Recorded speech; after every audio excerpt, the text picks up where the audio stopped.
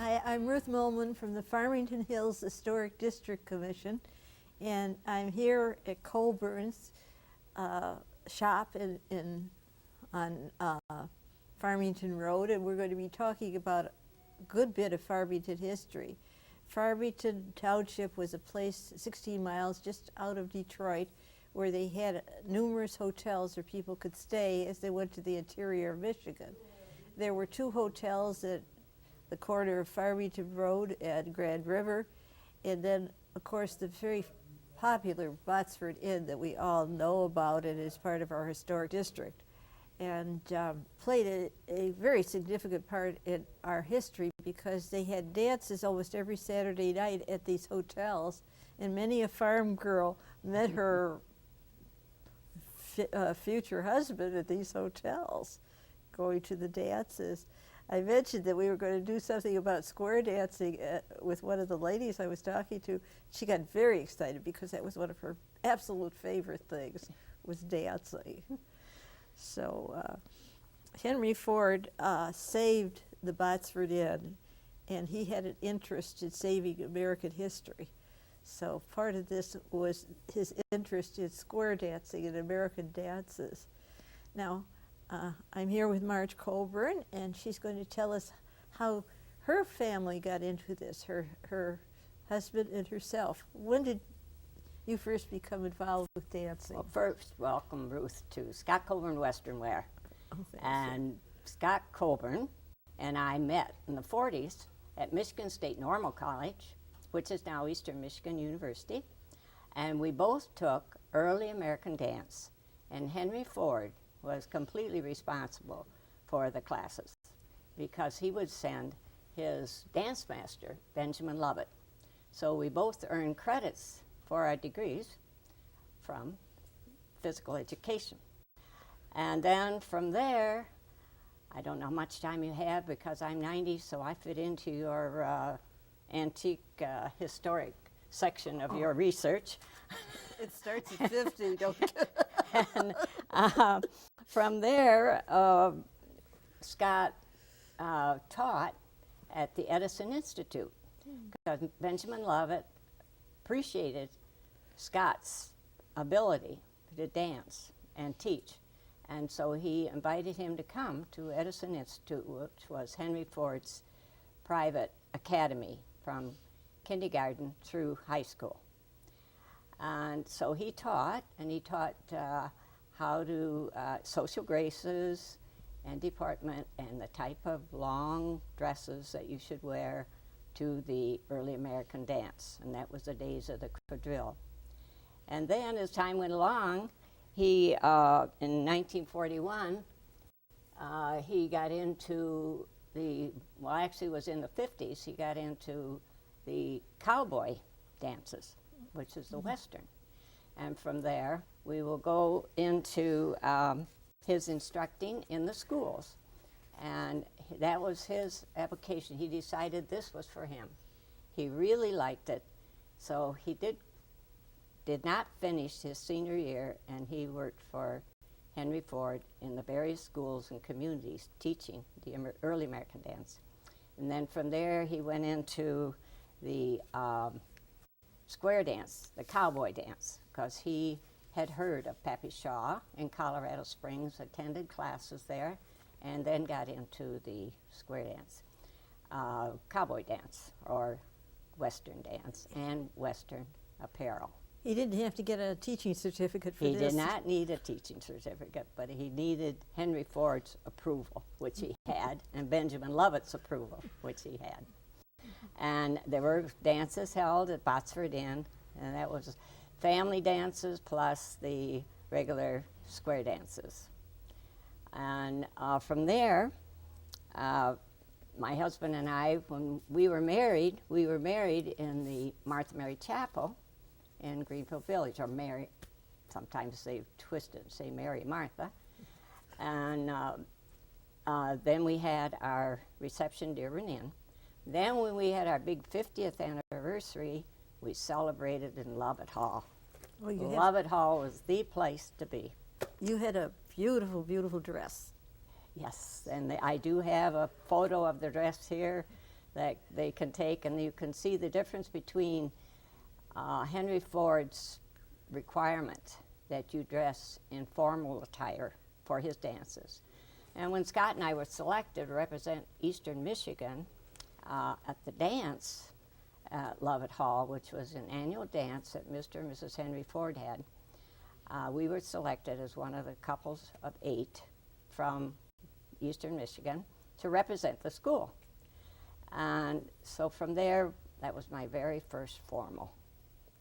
And when we waited with our ankles crossed and our hands on our lap, and then we saw Mr. and Mrs. Henry Ford. Mr. Ford stood up, bowed to Mrs. Ford. She put her hand on top of his hand, and then they walked, and then they began the Varsouvienne, da da da da da. Oh, it was beautiful.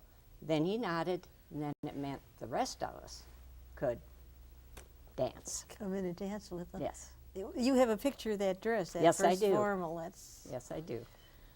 I wonder if we'll ever come back to formal attire. Well, as Scott used to say, they're a little more relaxed now, and they kind of want to all jump up and never come down, swing your honey round and round. And that with the formal would be 1, 2, 3, 4, 5, 6, 7, 8. So it's completely different, but it was a beautiful dance. It was a beautiful dance. So when you started working with the Botsford Inn, you started with the various establishments selling the Western attire. Actually, how we started, in 1951, the corner of Grand River and Hubble, and our business at that time was called Square Dance Specialties. And that's all we sold, were the skirts and the square dance apparel. And the skirts are so full that Scott had to hang them from the ceiling. And as a result of that, since the building was leased from the Episcopal Church, which was around the corner on Hubble, all the customers and anyone going by say, "Oh, there's the Episcopal Skirt House," because of all those skirts. But that's how we got started. And then we moved to Farmington on Grand River, near Farmington Road, and we were there 15 years. And a wonderful, wonderful place. The alcove was in there for some time, and I don't know what business is in there now, but a wonderful, wonderful community. And we would always be involved in the Founders Festival and had our children dressed, 4 children, dressed in their cowboy outfits and selling penny candy to anyone that wanted to indulge while they watched the parade. And then as it grew, then we got into equestrian, that's saddlery. And we had saddles, and I have seen and talked to some at the Farmington, on Saturdays, the Farmington market, and they'll remember the horse more than they remember anything else, because we did have a full-size horse in the window, and they really admired that horse. Then after that, we enlarged and built our own building on Farmington Road, just south of 8 Mile in Livonia. And that is where you are today, in our beautiful store, Well, 12,000 square feet. You impressed me very much. We were talking about it, and you said that they bring the horses in to get them fitted for saddles. I didn't know they had to be fitted like shoes. Well, there are some that have.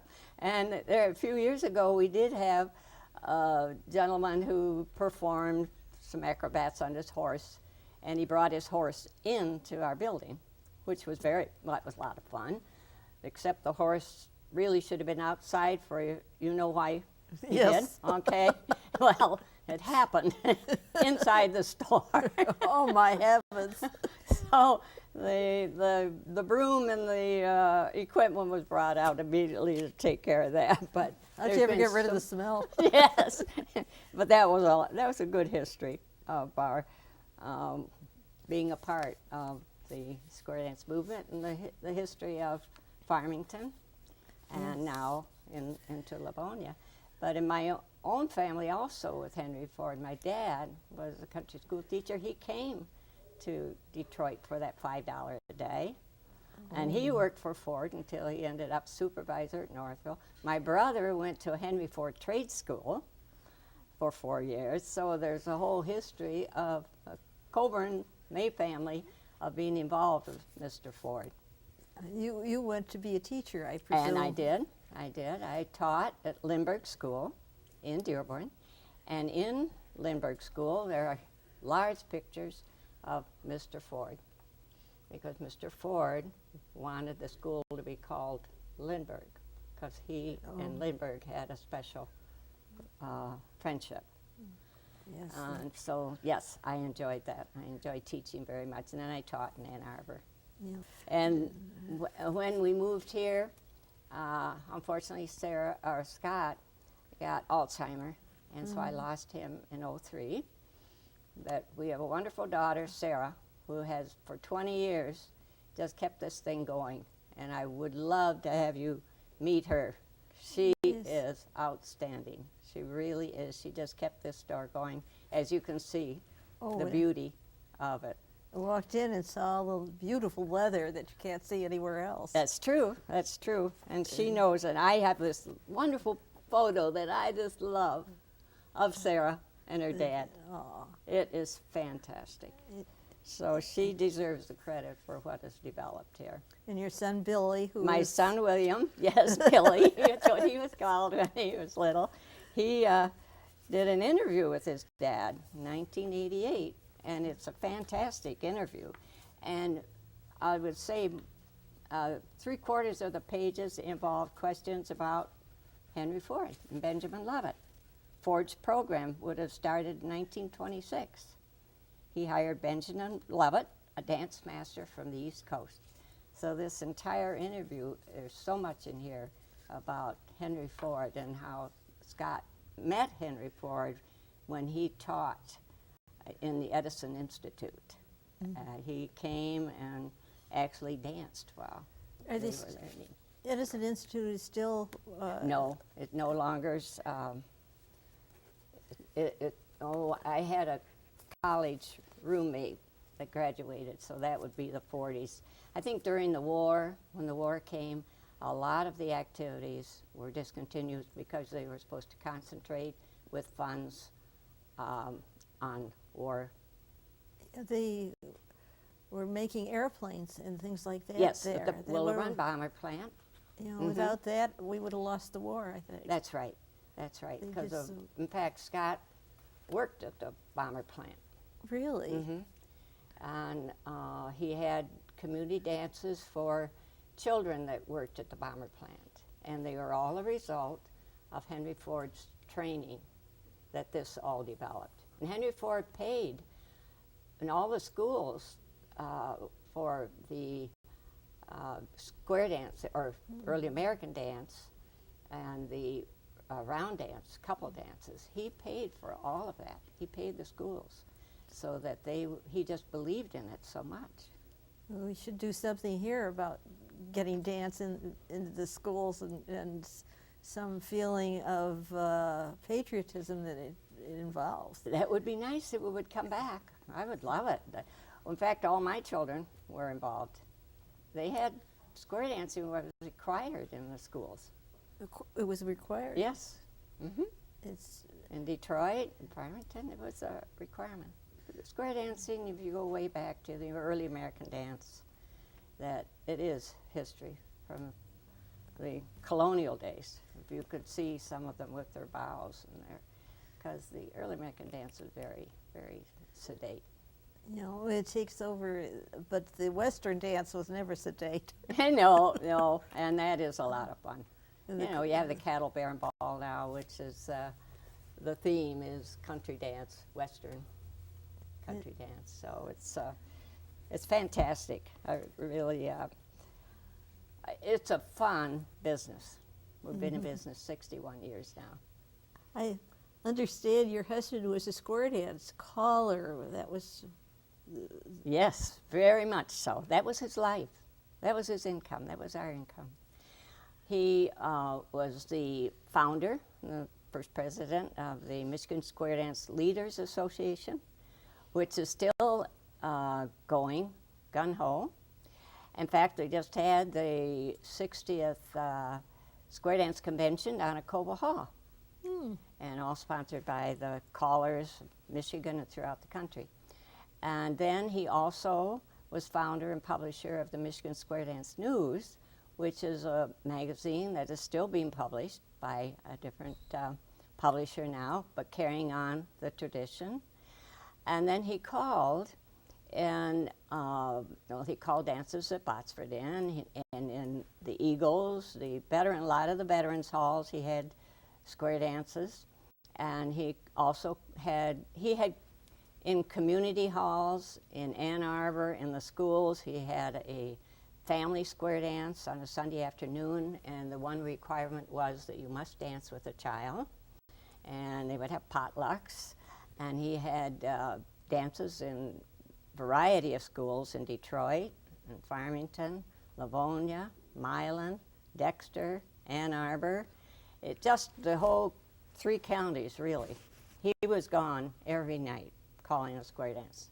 Then he would sell, from the trunk of his car, he had a Berner's ginger ale case, and he would sell ties, little string ties, and the records for callers. Because up until he started his business in '51, Mr. Ford, it was always live music. You didn't have a record. It was always live music. And it got so it was difficult to find a good square dance or quadrille dance orchestra. So then he studied and studied, and he found out he could get some records in Canada, brought in a lot of them, sold records from the trunk of his car, plus the ties. And that's how he got started with merchandise. So and then we also had square dance camp up at Interlaken, which is a national music camp. He would have a week of nothing but square dance conference, and callers, dancers would come in for a whole week and do nothing but square dance. Was there any other place that was as significant as Botsford Inn with its spring floor? Glad you brought that up, because Botsford was very unique. It was the only one that I remember that had the solid wood floors, and the acoustics were excellent. Really? Yes, they were excellent, because you couldn't hear your calls in a second, responding from the walls, you might say. It was just a terrific place for square dance. It was very unusual. It was very unusual. An excellent place to have a square dance, which we did, of course, often. It would be nice if they could start square dancing there again. Yes, well, we have to try. I put a brick down, hoping that maybe it might mean they'll bring square dancing. But that would be wonderful if we could get back into that. A very special place. Yes. It was. But he actually was the square dance movement in Michigan, from everything from calling to clothes to magazines. In coordination with Henry Ford And that yeah, whole definitely. Henry Ford was the start. situation. Was in college in the 40s. Yeah. Yes, if it wasn't for the early American dance and Benjamin Lovett and Henry Ford. The barn from the Henry Ford complex there at Botsford Inn is being preserved by a family in Farmington Hills. Oh, how wonderful. On 13 Mile Road. And they have the whole barn, and they've reconditioned it. Oh, and that's saved great. it. Oh, I love it. They moved it. They moved it. But they're saving it. They're saving it. They're saving yes. it. Ah, Saved the barn. that's super. Trying to save these things is very, very difficult. Well, thank you very much for what you're doing. Well, we're very happy. We need you. We need you. We're happy to have you in the community, and you're doing so much for us. Thank you. Even bringing the horses in. Your husband never had did he ever ride at all? Scott, no, we did. Well, we had a horse once because so many customers would ask, do you have a horse? Scott said, no. And finally he said, you know, I'm just getting so tired of saying no, I'm going to buy a horse. He bought a horse, kept it out at a farm in 8 Mile. And the employees would ride it. And finally they said, Scott, you haven't been on that horse. So he went out He got on the horse. Then he said, "Where's the seatbelt?" Then he got off. So that was the extent of Scott Colburn's riding. Did you ever ride the horse? I rode a horse when we celebrated our 25th anniversary, and as a family, we went out to California. And we got on horses, and all the family. And Sarah was the lead horse. Sarah did take riding when she was in Girl Scouts, so she knew how to do all the equestrian riding. And of course, she was happy up in front. So then our horses were trying to do what she was doing. We were just holding on for dear life and yelling, "Please, stop your horse." So anyway, that's the extent of my riding. It was good times. What was Farmington Hills like when you first came here? Well, it was country. It was country. You could go out just a short, maybe 3 miles, and it was nothing but farm. When we were looking for a place to live. But we lived in Detroit, and northwest Detroit, and we were looking for a place because we had moved our business. And Farmington, well, there were some dirt roads and Farmington Hills, and I was thinking of Power, that whole area, they were dirt roads. 11 Mile was dirt road. And where I live now, Brittany, and in fact, the street I live on now, Versailles, is still a dirt road, but that's a preference for the people that want to be there.